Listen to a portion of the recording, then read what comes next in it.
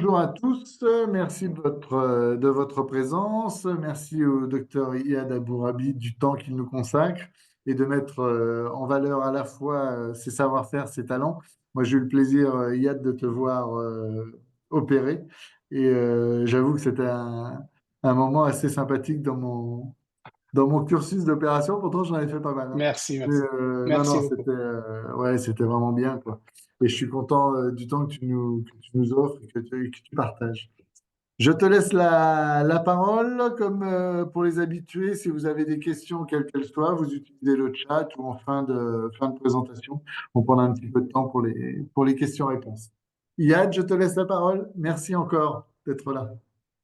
Merci beaucoup. Merci à tout le monde qui sont là en fin de journée. C'est pas évident. En fin de journée, notre métier, il est un peu fatigant. Bon, donc merci et c'est un plaisir de vous avoir au bout de fil.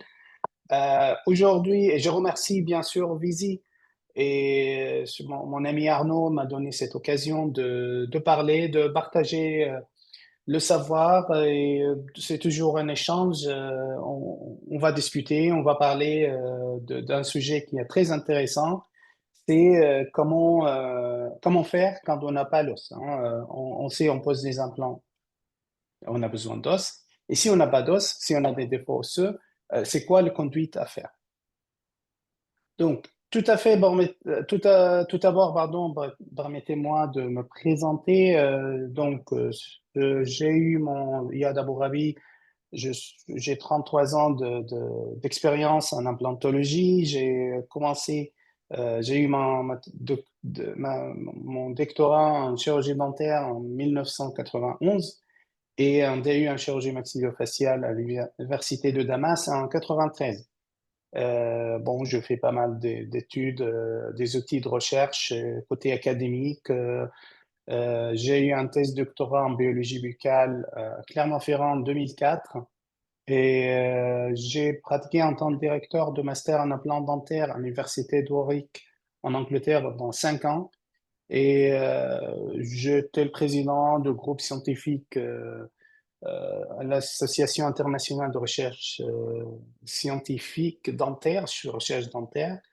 Et je travaillais comme professeur associé honoraire à l'Université de Montfort. Et bon, comme on n'arrête jamais d'apprendre, j'ai eu un DU en implantologie basale en 2021. C'est mon histoire avec le basal ne commence pas en 2021. J'ai posé mon premier implant basal en 2011. Et j'étais ravi d'apprendre qu'il y a un DU qui est pratiqué et je voulais vraiment mettre mes savoirs dans les lignes académiques. Et les raisons pour lesquelles j'ai suivi cette étude. Je travaille à Compiègne. Mon cabinet se trouve à Compiègne. C'est une petite ville au nord de Paris. C'est une petite ville, mais grande par son histoire. C'est là où il y avait Napoléon III. C'est là où l'armistice a été signé. C'est là où Jeanne d'Arc a été exécutée par les Anglais. Il nous a mis les Anglais. Au château de Napoléon III, on voit le château ici, et sous coin de château, là où il y avait les étables, où il y a mon cabinet. Hein. Ce cabinet, je travaille avec deux collaborateurs. On est une équipe, une magnifique équipe des assistants dentaires et de praticiens. Bon, voilà, en revenant à nos moutons, on sait que euh, une fois la dent est extraite, l'os alvéolaire n'a plus de raison d'être et on commence à le perdre. Et quand on perd l'os alvéolaire, on se trouve avec plusieurs typographies de l'os.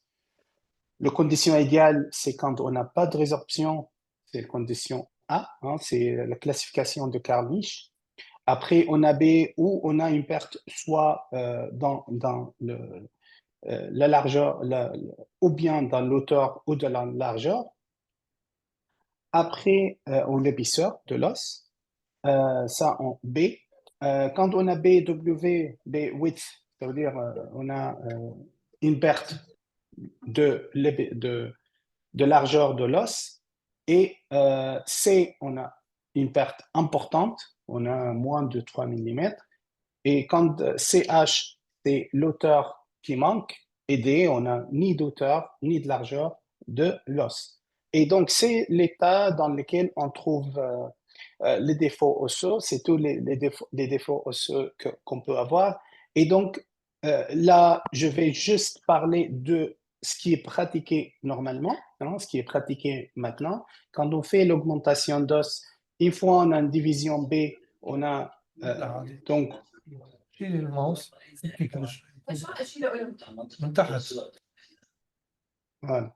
Donc, une fois on a division B, donc on peut le modifier par ostéoplastie pour avoir une entrée pour l'implant, ou bien on le modifie par augmentation en ajoutant de l'os et transformer en division 1.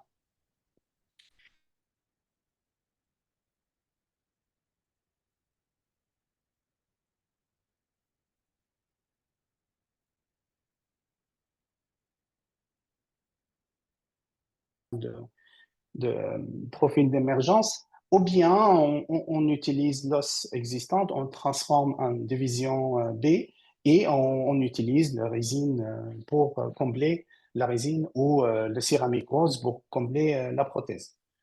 Euh, Désolé, hein, je vais vous parler de ce que je faisais avant de commencer l'implant basal, hein. C'est quand on a une perte de l'os en largeur. Donc, dans ce cas-là, on met le complément osseux, on utilisait les membranes résorbables qui donnaient des bons résultats, hein. Donc, ça, c'est un cas où on ajoutait une membrane résorbable et après 6 mois, il fallait faire une deuxième chirurgie pour l'enlever. Et on tient l'os, augmentation osseuse qui nous permet de poser à la suite, poser les implants. Aussi, on peut utiliser les membranes non, résorbables, hein, c'est une membrane qui nécessite pas, c'est l'avantage, ne nécessite pas une deuxième chirurgie parce que les patients, ils morflaient déjà avec première chirurgie. Une deuxième, bon, enlever une membrane, poser l'implant et tout ça, c'est un parcours qui, pour les patients, n'était pas très, très confortable. La membrane résorbable, on a aussi, on obtient des bons résultats, on bien une belle masse. Et toujours, je préfère, quand je fais une augmentation d'os, que je le fais avec la pose d'implant. Hein. J'aime pas poser mes implants dans un os augmenté. Hein. Je vous explique après pourquoi. Euh, Quand on a une perte en largeur et en hauteur ou en hauteur important, on utilise les plaques, ça je l'ai fait, les plaques d'ossiosynthèse, c'est pour capter ou tenir le complément, le greffe osseuse qu'on met, les matériaux qu'on le tient et ça nous permet d'avoir avoir une augmentation osseuse parce qu'on pousse le périostium loin et ça permet de garder le complément osseux en place. Euh, mais j'ai eu pas mal de soucis avec ces plaques d'ossiosynthèse parce que j'ai eu des déchéances, ça a été exposé des fois, et il fallait gérer ce problème, hein. Mais euh, je vous présente tout le technique. Je suis pas en train de commenter si ça marche ou ça marche pas. Il y en a qui ça marche, mais il y a un pourcentage de problèmes et qu'on peut rencontrer. L'expansion crête, pareil, hein, quand vous avez une crête qui est très très fine, vous l'avez vu, c'est une crête qui a pas mal, qui est très rigide, qui a pas d'élasticité.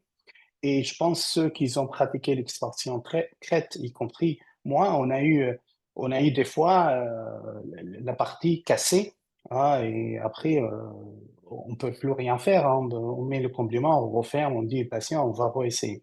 Mais aussi, ça peut marcher, hein, si on a une qualité d'os qui le permet.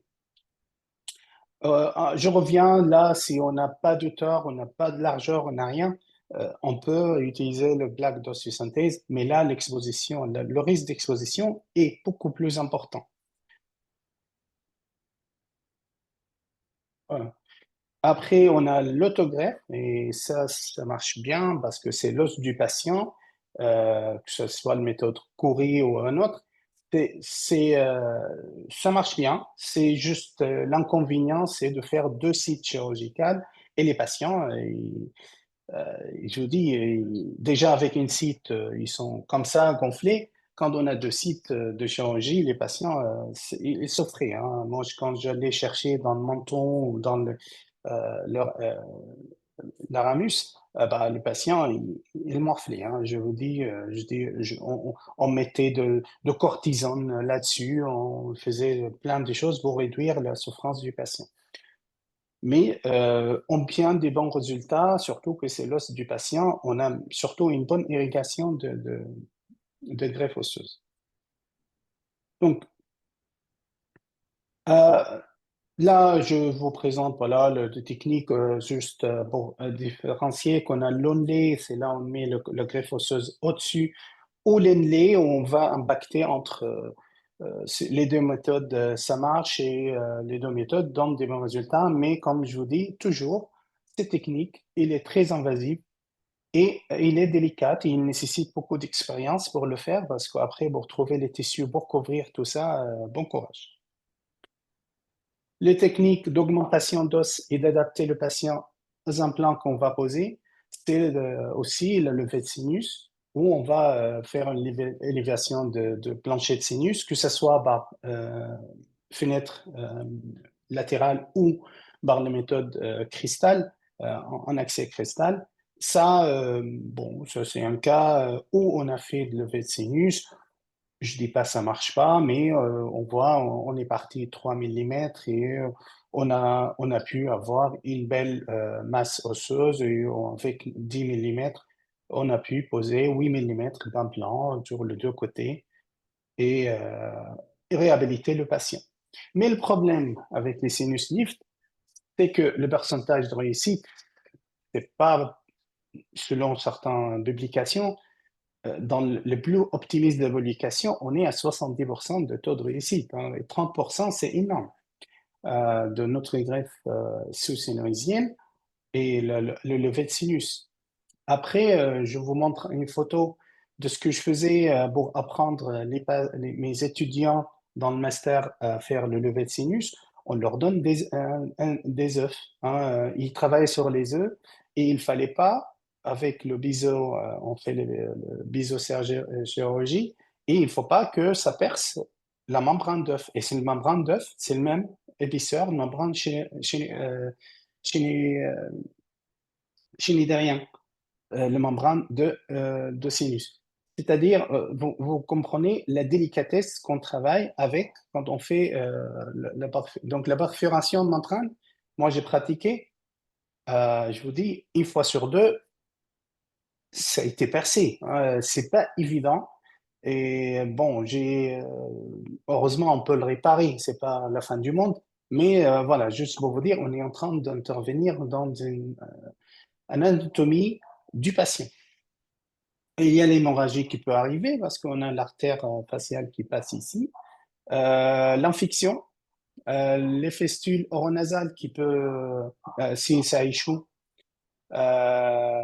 Et après, si le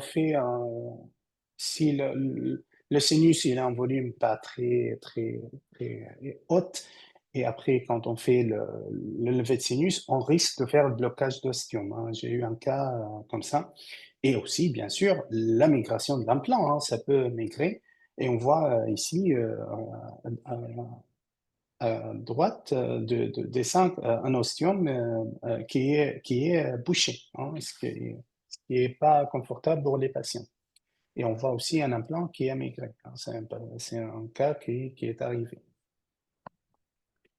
Donc, si je vous avais montré tous ces cas, si je vous parlais des alternatives. Donc, je pense que c'est pour ça qu'on est là. Comment on fait si on ne veut pas faire le greffe osseux? Et je vous mens pas, si je vous dis depuis 2011, je ne mets pas d'os avant de poser l'implant. Je n'augmente pas l'os. Parce que pour moi, et ça c'est pas moi qui le dis, quand on fait un complément osseux, quand on fait une greffe osseuse, quand on gagne de l'os, c'est pas un os assez irrigué par l'irrigation sanguine.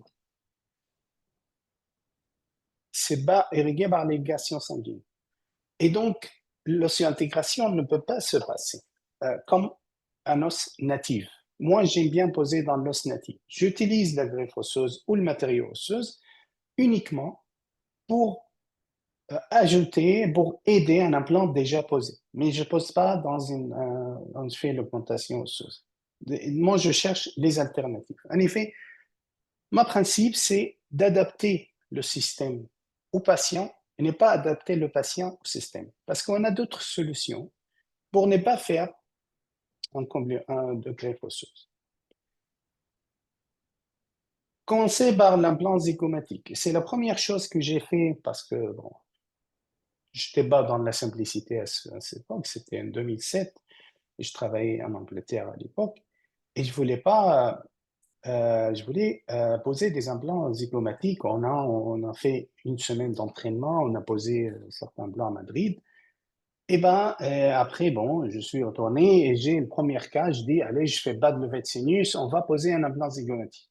Donc ça, c'était le cas. Ça, c'est le cas du patient, l'implant zygomatique.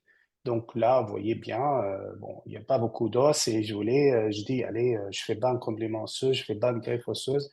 On va utiliser les zygomatiques. Donc, on a posé deux implants avec deux implants ptérygoïdiens et deux implants centraux. Et là, on est bien. Donc, la patiente était très contente. Seulement, je vais vous montrer un cas où j'ai eu un problème avec un implant. Mais avant d'y aller, on va parler des facteurs qui limitent l'usage des implants zygomatiques. C'est le coût.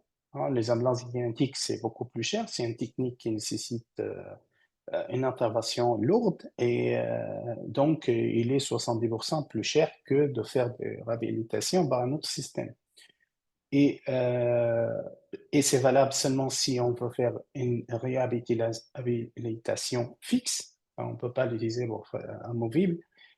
Et souvent, on l'utilise que après un échec ou en cas de refus des implants traditionnels. Et surtout, les complications. Les complications des implants zygomatiques, c'est pas des petites complications qu'on a quand on pose un implant normal. Hein. Donc, les sinusites et le chèque d'implantaire, ça, on peut le faire. Mais on a une complication comme la perforation de l'orbite. C'est quelque chose qui peut arriver. Il suffit que vous êtes 1 millimètre plus proche de l'orbite et là, vous faites une perforation et ça, vous le voyez parce que le patient, il voit double.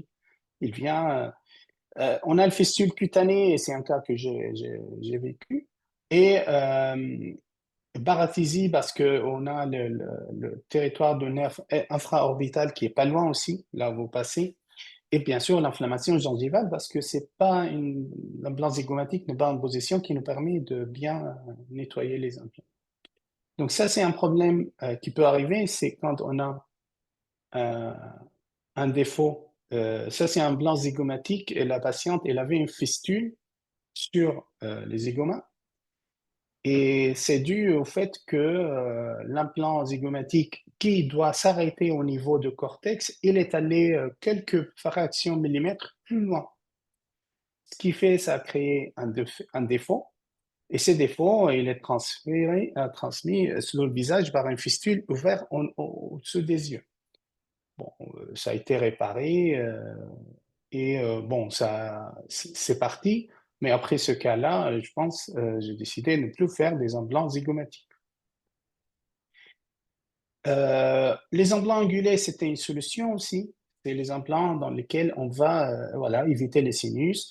Mais on voit bien qu'avec les implants angulés, on ne va pas très loin. On est première molaire. Les angulations peuvent être visuellement par rapport au sinus ou distalement, ou elle peut être angulée au niveau bucco-palatine aussi. Donc, toutes les angulations, c'est bon pour éviter les sinus. Mais le problème, c'est vraiment, comme on le sait tous, c'est les difficultés techniques, parce que c'est pas simple d'être dans une bonne angulation, et surtout, l'hygiène qui est difficile. Les implants qui est angulé, il a une hygiène qui est compliquée à gérer. Et les études par les aliments finis montrent qu'on a un étirement au niveau de l'os quand les implants sont angulés. Et l'os, il ne suit pas, on voit ici. ne suit pas une bonne répartition des forces de mastication. La solution, bon, quand on parle des implants, c'est les implants obliques, je vais vous en parler. C'est des implants qui est fait par Visi, Vectory, et qui est très bien parce qu'on a prévu déjà la plateforme qui est un angle qui permet un bon nettoyage. Donc, on peut éviter le problème de l'hygiène compliquée des implants. Là, on voit les implants obliques, comment il faut poser. Si, on peut avoir une bonne... l'axe prothétique de l'implant, il est bien ça permet un bon nettoyage ça, c'est un cas d'un implant oblique. Et on voit bien, si vous voyez ici, au niveau des implants obliques, comment l'interface prothétique elle est bien en parallèle aux autres implants, ce qui permet un bon nettoyage. Bon, l'autre alternative, c'est les implants courts. Les implants courts, c'est une bonne solution. Quand on a des implants courts, on a même des implants 5 mm maintenant dans le marché. Donc, si on a 5 mm, on peut poser un implant. L'avantage des implants courts, c'est qu'on va épargner les structures anatomiques et réduire le coût de traitement et réduire le temps de traitement. Mais les problèmes des implants courts, c'est que quand il y a un barre implantite, on n'a pas le temps d'agir. Hein. C'est rapide. Hein. L'implant est tout de suite mobile. Et aussi cette ratio implant-couronne qui n'est pas naturelle et qui augmente le risque de l'échec de l'implant. Hein, parce que quand on a la couronne qui est 2 fois plus longue que l'implant, on sait que ce n'est pas la façon physiologique des choses. Hein. Une couronne naturelle, il est la moitié des racines.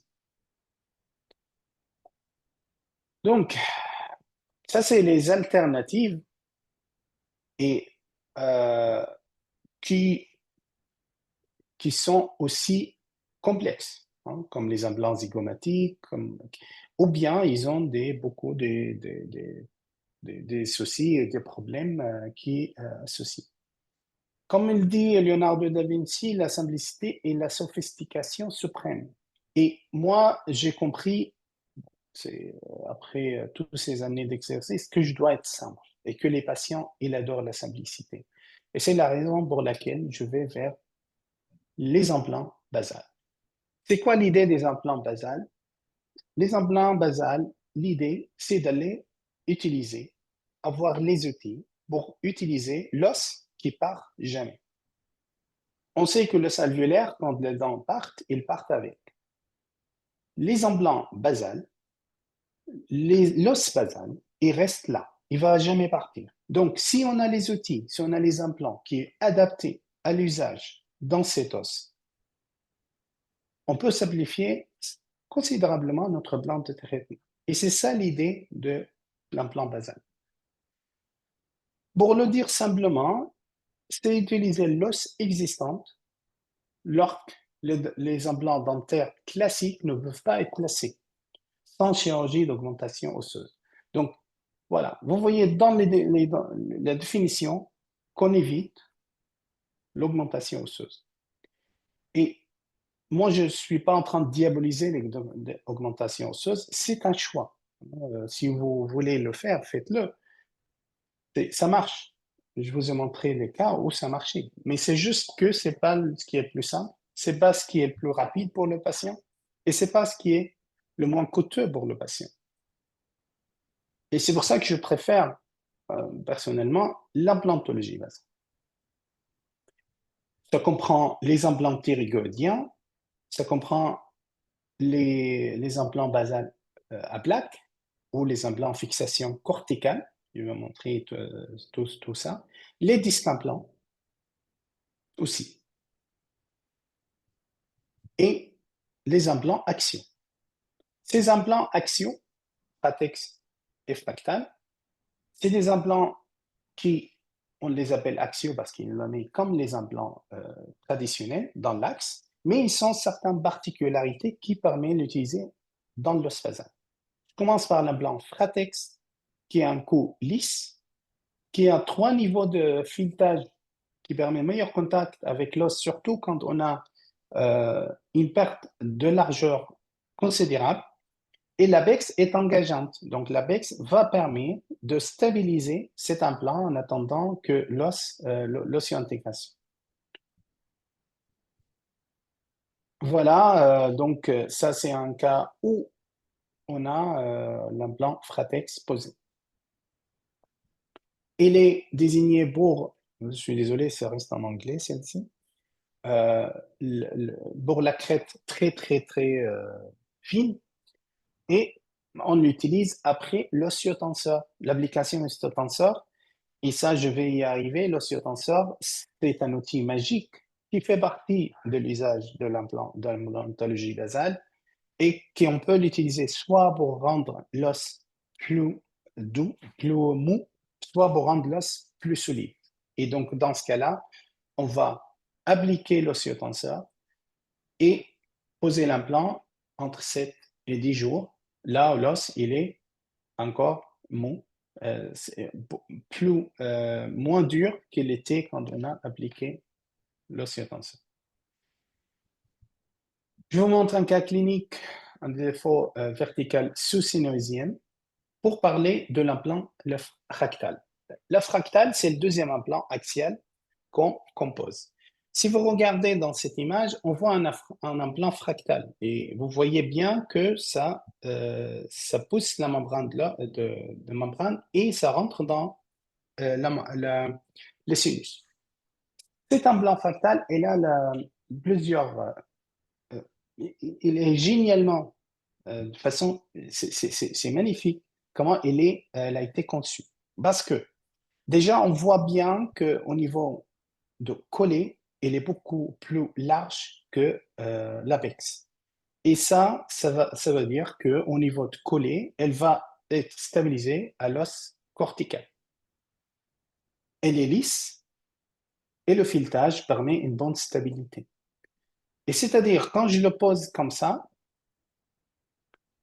je vais pousser la membrane. Comme vous voyez, l'apex, il n'est pas pointu, donc c'est un apex qui va pousser la membrane.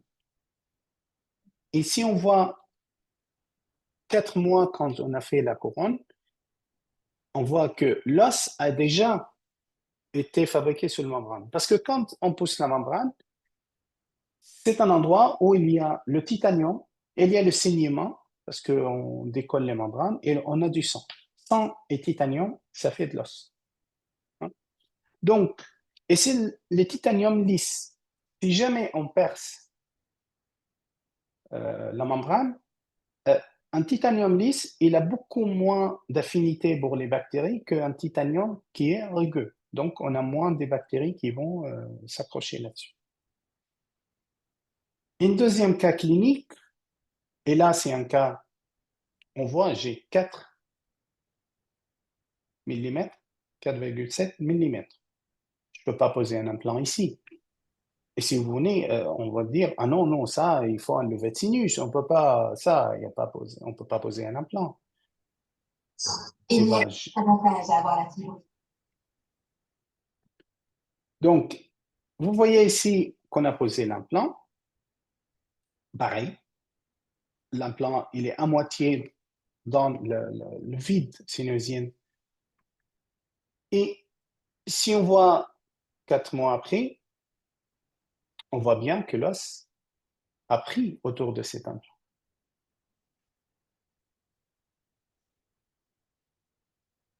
Troisième cas, j'ai reçu cette patiente qui avait un levé de sinus par voie cristal. Et moi, je vous conseille, si vous faites un levé de sinus, faites une fenêtre latérale. Parce que le voie cristal, on ne voit pas ce qui se passe, on ne voit pas ce qui arrive et on peut faire... souvent, ça finit par un fistule oronasale. Donc, même si les entreprises vous présentent ça comme une solution magique. Ça, c'est toujours... Tout ce que je dis, c'est des avis personnels de mon expérience. Je ne suis pas en train de critiquer ni de dénigrer aucun technique. Donc là, Cette patiente, elle est arrivée, il y avait cette fistule qui a été fermée par tissu mou, mais quand je fais la radio, on voit bien qu'il n'y a plus d'os ici. C'est là où il y avait l'implant qui a été posé. Et ben, j'ai utilisé l'outil magique qui s'appelle Osteotensor. Le principe de cet outil, on va créer de nouveaux, des fractures dans l'os, des fractures qui sont qui sont sur le plan microscopique. Ça veut dire l'os, elle va signer. Et le sang qui arrive avec toutes les cellules souches, qui deviennent des ostéoclastes parce qu'ils se trouvent dans cette zone, et donc on se trouve avec un os beaucoup plus dur et avec plus d'os qu'il était à l'origine. Et ça, cette patiente, elle a subi 3 séances d'osteotenseur et on voit bien que j'ai obtenu de l'os ici.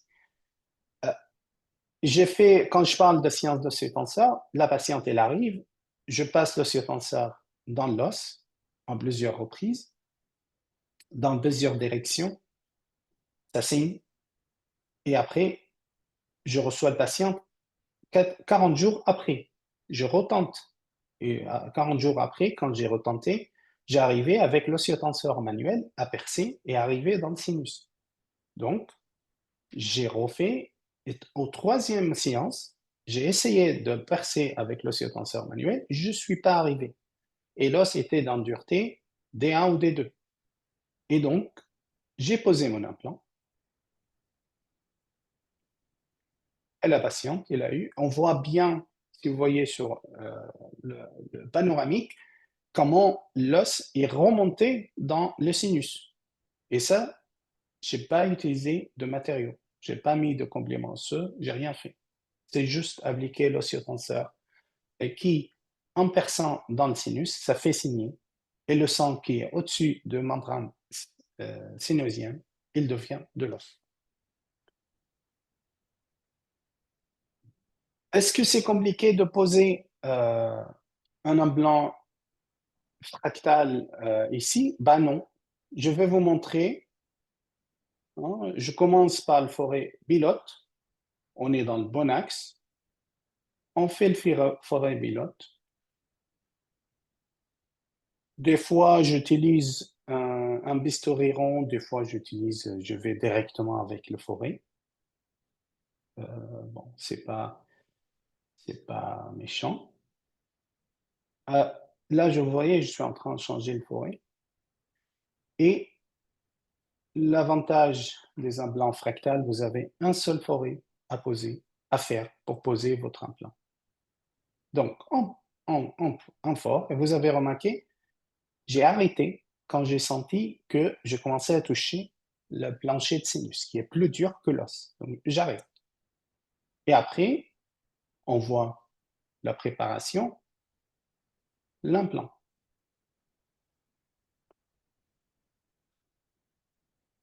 J'ai plus de temps à préparer, à changer que l'implant pose. Et l'implant est posé, 35 newtons. Je continue. Et ça s'arrête, ça bloque, on est en place. Donc, après, avec manuel, je vais pousser l'implant et pousser le plancher de sinus en faisant ça manuellement, mais avec l'implant. Je ne fais pas ça avec le forêt. Et voilà l'implant posé. Si vous avez compté, ça fait 3 minutes. En 3 minutes, l'implant posé. Donc, ce n'est pas très compliqué. C'est une technique qui est très simple. Donc, là, je vous ai présenté les implants axial basal. Quand je parle basal, vous avez compris pourquoi, parce que quand je fais le fractal, je suis dans l'os basal. Et là, c'est le disque implant. L'avantage du disque implant, c'est quand on a de l'os. Le principe, pardon, on va parler déjà du principe, c'est que on va s'appuyer sur les deux côtés, sur l'os cortical des deux côtés. Ce qui fait que la force de mastication, elle est repartie dans l'os cortical sur lingual et palatine. Ce n'est pas l'os spongieux qui reçoit la force de mastication. Et comment c'est fait? On expose l'os et on prépare en latéral. Les implants, les disques implants sont posés de façon latérale. Donc, on va forer, on appelle ça le cutter, et vous voyez, il est travaillant sur son axe et sur les deux ronds pour couper au fond. Donc, ça travaille sur toutes les longueurs pour créer le nid pour poser l'implant. L'implant ensuite est posé avec en frappant avec un marteau. Le disque implant est très utile quand on a des défauts osseux. Ici, j'ai un patient qui a échoué à 2 reprises. À 2 reprises, il y avait un échec de pose d'implant central. Et à mon avis, c'est arrivé parce que l'os, il avait une canine encluse, et je pense que cette canine encluse a bloqué l'arrivée du sang par infiltration dans l'os spongieux ici. Et c'est pour ça l'implant, ils n'arrivent pas à intégrer. Et donc, on me l'a envoyé, et bon, avec les 2 échecs, j'avais pas beaucoup d'implants d'os, et donc j'ai pris la décision d'utiliser un disque implant, parce que là, je vais me trouver dans l'os cortical qui était intact. Et donc, on a préparé, posé l'implant. Comme je vous ai dit, je mets un complément osseux, et l'avantage des disques implants, c'est que ça fait comme un échafaudage qui va bloquer le matériel osseux en place, et on a refermé. Il a eu un bridge Maryland, on voit ici, et après, quand il est revenu pour la poser, on voit que même on a eu de l'os qui a été fabriqué, qui a été construit au niveau vestibulaire. Donc, cet implant, on a réussi à lui poser une couronne ici, alors que le patient commence à perdre la patience et la confiance. Si on a une crête en forme de lame de coteau, l'implant, disque implant est parfait pour ce cas-là.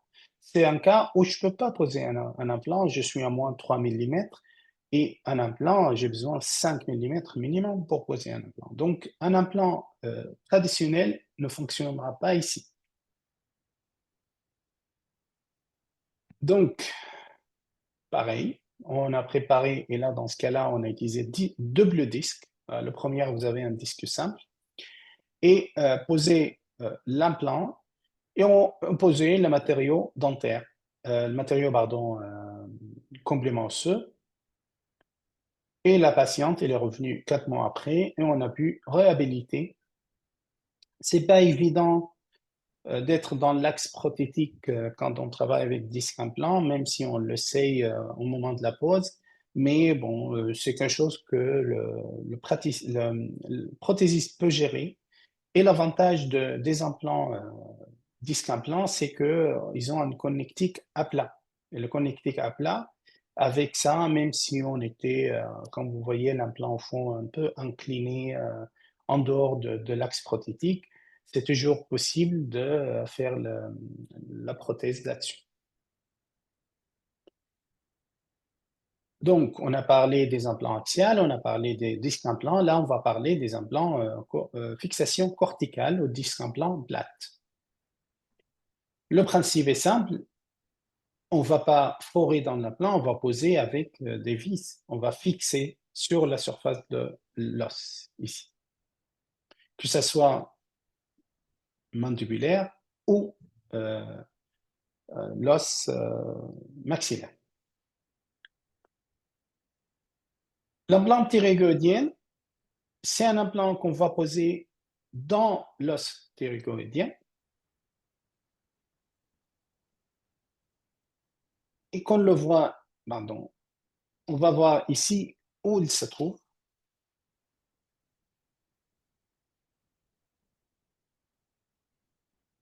désolé, ça devrait... Bon, j'ai un vidéo pour montrer où on pose l'implant thyroïdien, mais il ne marche pas, je suis désolé. Donc, vous voyez ici une présentation et on voit bien comment le principe de poser un implant thyroïdien. Je vais vous montrer un cas tout à l'heure où on a posé. Et l'avantage de cet implant thyroïdien, c'est qu'il est dans l'os qui est cortical, très solide, des deux illettes qui descendent thyroïdiens. Je vais vous montrer un cas clinique maxillaire atrophié. Et là, on a utilisé un implant thyroïdien, un implant, un disque, un implant fixation corticale et un implant classique. Ce qui nous a permis, vous voyez ici l'implant thyroïdien, comment il est posé. Et on a pu réhabiliter ce patient alors que sans faire un complément osseux ou un levé de sinus. Deuxième cas clinique d'un maxillaire atrophié. Vous voyez ici, pour poser un implant, il faut faire complément osseux, il faut lever de sinus, il faut ajouter de l'os en onlé en haut, en bas. Et donc, la patiente, son cousin est dentiste, il lui a parlé qu'il faut mieux faire avec chirurgie guidée. Et ben, pour lui faire plaisir, bon, il m'a appelé et tout, donc j'ai fait un guide chirurgical pour qu'il soit rassuré. Et le guide chirurgical, c'est juste pour montrer, parce que des fois, on vous vend la chirurgie guidée comme étant la solution magique si vous n'avez pas assez d'expérience ou si vous avez un doute. Mais là, ça, on l'a préparé avec la prothésiste, on était en FaceTime et on était ensemble sur l'écran et on l'a planifié. Mais quand j'ai posé et j'ai foré, j'ai trouvé que le forage se trouve dans une zone complètement pas correcte. Hein. Et c'est ça, quand vous faites une chirurgie guidée, il faut que vous soyez capable de gérer si jamais il y a un souci, comme ici. Hein. Moi, j'ai trouvé, en commençant le forage, j'ai dit non, c'est absolument, là, je vais passer à travers l'artère balatine. C'est impossible, je vais me trouver avec. Et donc, j'ai commencé à forer comme je veux, comme je le vois, hein, pour poser un implant thyroïdien. Le principe de l'implant thyroïdien, c'est que vous allez se loger dans l'os qui est derrière le tubercule maxillaire. Et donc, il faut vraiment bien visualiser l'accès. J'ai posé, en effet, avant de forer, avant de continuer le forage, pour être sûr, j'ai posé deux osciotenseurs mécaniques. Hein. Donc, j'ai posé l'osciotenseur dans l'axe que je pense que c'est l'axe idéal. Je l'ai posé dans l'autre côté. Et si on regarde bien, voilà, et je fais une radio, on voit en 3D, c'est plus clair en 3D, on voit que les deux oscillotenseurs, ils vont bien en blanc dans le mire, là où je veux que ça attire. Et si vous voyez, là, on a foré pour arriver au thyroïdien et l'endroit où le guide chirurgical nous a proposé, vous voyez, on est quand même très loin. Hein. Si j'avais passé comme ça, j'aurais pu faire une hémorragie pour la patiente. L'autre côté aussi, une fois je suis sûr de positionnement de l'osciotenseur, après avoir fait la radio, et là on va poser l'implant. Pareil, l'implant c'est un seul foré, hein, donc qu'on va aller dans le bon angulation, c'est-à-dire 45 degrés avec le blanc occlusal et 35 à 45 degrés avec le blanc sagittal. Hein. Donc, Et je suis désolé, j'ai la main qui passe devant une caméra. Mais voilà, donc on a fait le forage et on va poser l'implant Tirigoldi, hein. Donc c'est un implant qu'on pose au début en tournant et après on va l'impacter pour avoir une stabilité importante initiale.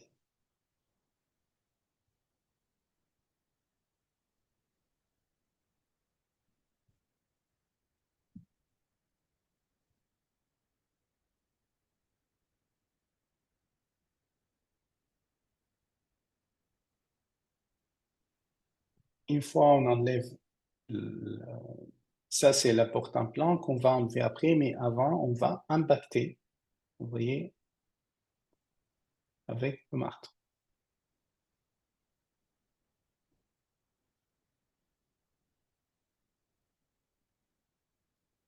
Voilà, on est en train d'impacter maintenant. Voilà les deux implants posés et on les voit mieux quand on fait la radio en 3D.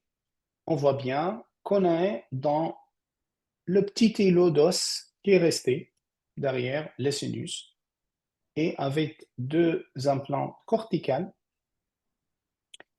La patiente, elle voulait garder les dents devant parce qu'elle ne voulait pas mise en charge immédiate et elle ne voulait pas rester. Je ne peux pas utiliser une prothèse directe ici. Donc, on a laissé les dents le temps que ça cicatrise et après, on va poser deux implants axiales et on peut faire tout de suite la prothèse parce qu'on a les implants derrière qui sont bien intégrés. Un autre cas dans mandibule atrophiée unilatérale, cette patiente, on voit qu'on a 2 ou 3 mm au-dessus de nerf mandibulaire. Donc, on va le voir ensemble.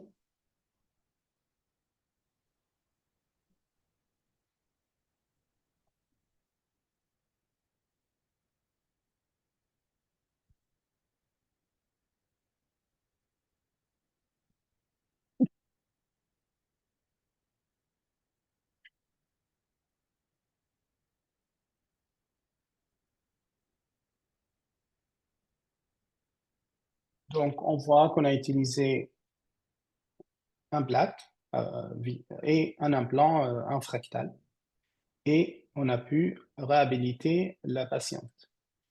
Un autre cas extrême, hein, c'est une patiente qui est venue, qui a fait le Tour de France.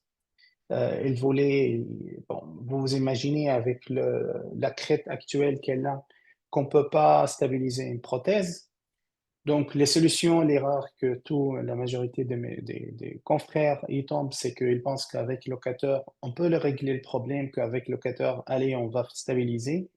C'est pas vrai, parce que pour stabiliser des locateurs, vous avez besoin un peu de crête derrière pour empêcher les mouvements latéraux.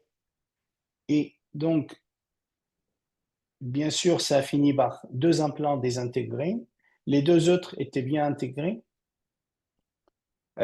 parce qu'ils ont servi comme axe de rotation, hein. Les deux autres, ils sont partis. Donc, la patiente, elle vient avec sa prothèse et elle me dit, je veux une prothèse. On m'a dit que vous avez toujours des solutions.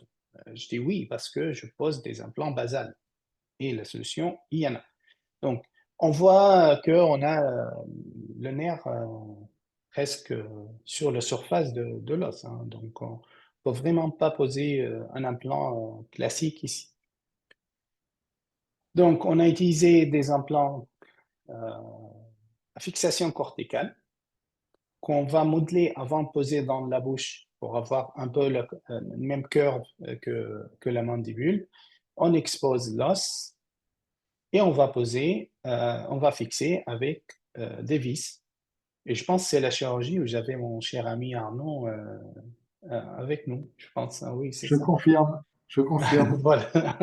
Voilà, donc on a posé les deux côtés. Je mets toujours de matériaux et je referme. Voilà, donc elle a eu, la patiente, ces deux prothèses, une empreinte, on envoie au labo qui attend l'empreinte pour faire la prothèse définitive. Et donc, quelques jours après, on voit bien la relation avec le nerf ici, hein. Et on voit aussi comment notre relation avec le nerf, où il faut bien choisir le positionnement des vis, hein. On a ajouté des implants devant aussi, hein, donc ce qui nous permet de avoir une bonne stabilité pour la prothèse définitive qui est arrivée quelques jours après. Et on l'a posée. La patiente, je le vois tous les ans, ça fait 7 ans qu'elle l'a en bouche et elle est très contente. Donc, en conclusion, je suis désolé si j'étais un peu long ou si j'étais un peu rapide parce que j'avais plein d'informations à vous passer. En conclusion, on ne présente pas l'implant basal comme alternative aux autres méthodes. En effet, tous les chemins mènent à Rome. C'est juste, il y a un chemin long, il y a un chemin court, il y a un chemin simple, il y a un chemin où vous devriez monter des montagnes. C'est à vous de choisir. Moi, je choisis la simplicité, je choisis la rapidité. Cette patiente, si je voulais, la dernière que je vous ai montrée, si je voulais faire une greffe osseuse, on est bien parti pour 1 an et demi. Et après, bon, encore, si ça réussit, parce que gagner tous les centimètres, quelques centimètres ou 2 centimètres pour poser un implant, c'est pas possible. On gagne jamais 1 centimètre, on gagne jamais 5 millimètres, docteur.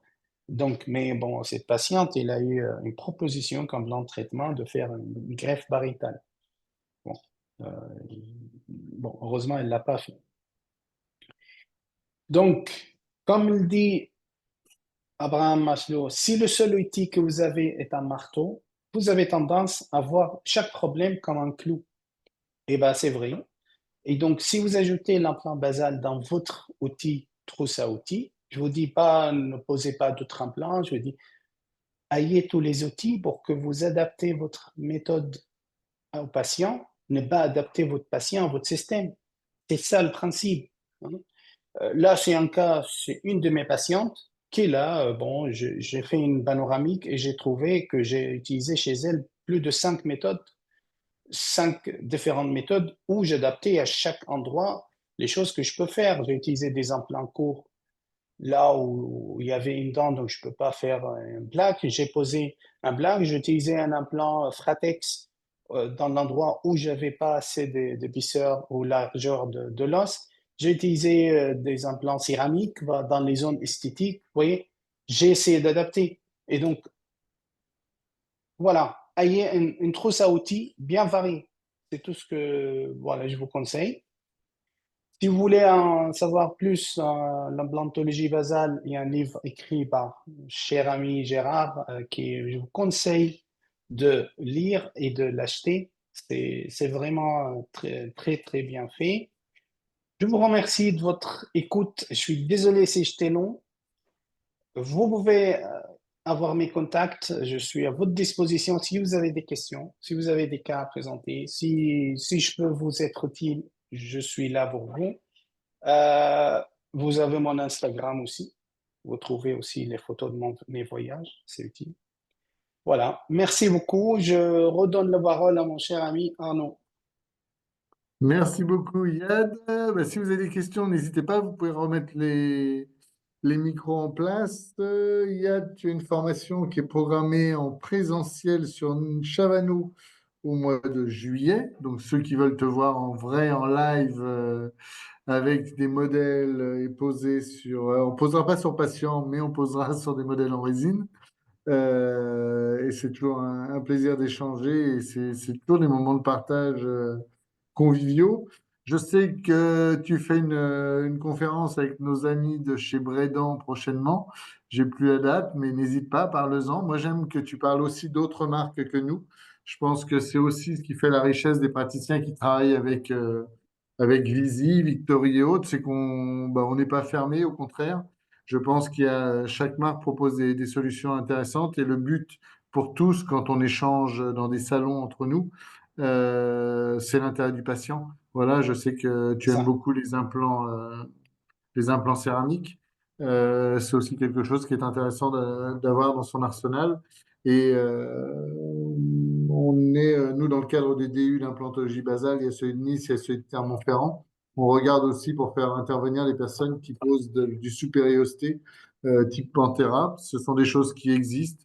Tu as évoqué les zygomatiques. C'est vrai que c'est quelque chose qui peut venir avant ou après la basale. Ça dépend des typologiques. Et après, il y a des patients qui sont malheureux parce que malheureusement, on n'a plus de solution et que, on doit s'ouvrir vers d'autres possibilités. Voilà. Et puis, tu as Merci. peut-être une conf. Non, tu repars pas à Dubaï nous faire une conférence bientôt, Iyad. C'est Moi, ça, c'est ça. heureusement qu'il y a Instagram, on sait où tu es. Ah bah oui, c'est dangereux ça. Tu vas rien te cacher. Bon. Nous n'avons pas de questions ce soir, mais on vous renvoie de toute façon le replay du webinaire d'Iyad et surtout, bah, vous avez ses coordonnées. Si vous avez besoin, bah, n'hésitez surtout pas. C'est quelqu'un de très généreux et de très disponible. Et c'est toujours un plaisir d'échanger avec toi, Iyad. Merci Merci beaucoup. beaucoup. On arrête Merci. pour cette année les Zooms et les webinaires. On reprendra à partir du mois de janvier avec plaisir. Et Yann, on te refera revenir pas en janvier, mais plutôt en février ou en mars. Voilà. Avec plaisir. Avec plaisir. Il faut toujours se laisser du temps. Merci beaucoup. Bonne continuation à tous et à très bientôt. Merci beaucoup. Merci à tout le monde et à bientôt.